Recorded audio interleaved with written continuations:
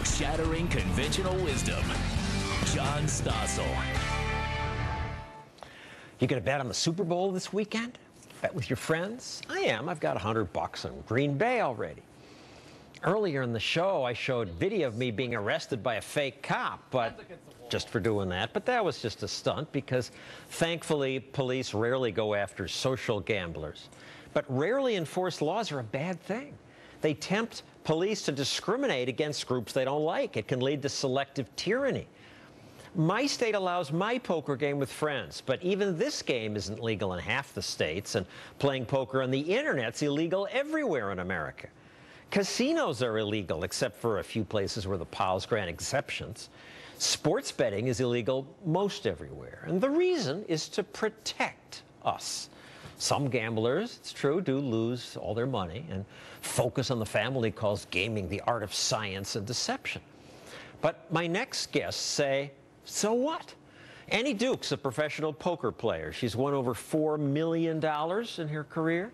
Steve Budin sells betting advice to people who bet on sports. So, look, these politicians say they're trying to protect us, and the majority seems to be with them because they've passed the laws. You say? Well, first of all, I don't think that the majority is with them. Actually, about 70 million people play. There's poker in some form. A lot of people play online, and there's 1 million people in an organization called the Poker Players Alliance that say you should make it legal.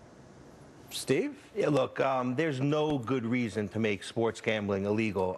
From a social standpoint, I mean, you spend 2.5 hours on the couch. The average bet sports on the internet is about $20. You get 2.5 hours worth of entertainment, and you work hard all week and do everything you can, and you're a good guy, and now they want to take that away from you too? Impossible. And then from an economic... Well, some people do get into trouble.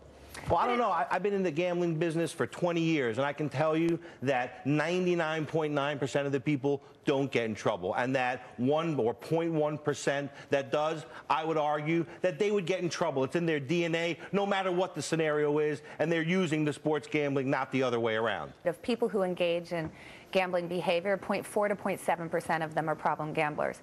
You can compare that to something like alcohol abuse. Of the people who are engaging in drinking, 7 to 9% of those people are problems. This is a problem. Gambling is so small in comparison. Gambling does no direct harm to anybody. Last time I checked, it's not the government's job to protect us from ourselves, because there's a lot of McDonald's out there that I think are causing greater social harm than the fact that somebody goes and gambles $10 a week online, which is the average spend on an online poker room. John, there's a bigger issue. Economically, I mean, for the Super Bowl, $100 million is going to be spent in Vegas betting on the Super Bowl. But bigger than that, $1 billion will be spent offshore illegally. So $1 billion leaves the country, never to come back. Half the people lose. There are 2,000 offshore betting sites now, right? Correct. So all that money, billions of dollars, never comes back. When you win, you roll it over, keep playing. When you lose, it's instantly gone. Who's making that decision? And are they making all the economic decisions? Yeah, the politicians. Yeah, well. Pretty much. And in the case of internet poker, the studies that we have say that if you were to legalize it and tax it and regulate it, which would actually offer consumer protection, it would keep minors offline, that it would generate between $10 and $42 billion in tax revenue over the next 10 years, depending on which study you see. And there's actually a bill the McDermott has introduced that would allow us to tax online poker. It just hasn't gotten up for a vote yet. So you say consenting adults ought to be able to play, but so then you, I assume, from that would support legalization of marijuana and prostitution. Yes. But Steve says no. No, well, marijuana possibly. I think it's a light drug. I wouldn't support prostitution. No, definitely not. Why? What's the difference between poker and prostitution? Well, one is human trafficking, and one is entertainment. Consenting adults. But it wouldn't be human trafficking if it were legal. Oh yes, it would. And I think that's one of the issues. Look, making gambling illegal in Vegas doesn't stop illegal bookmakers from thriving in Vegas. Nor would legal prostitution do anything but promote prostitution. You'd find more of it, not less of it. Legal poker would promote poker. Right, and poker's a valuable form of entertainment and a viable form of entertainment, and it should be promoted. Sex workers say prostitution's just a form of entertainment. And I disagree. Do you think that strip clubs should be legal?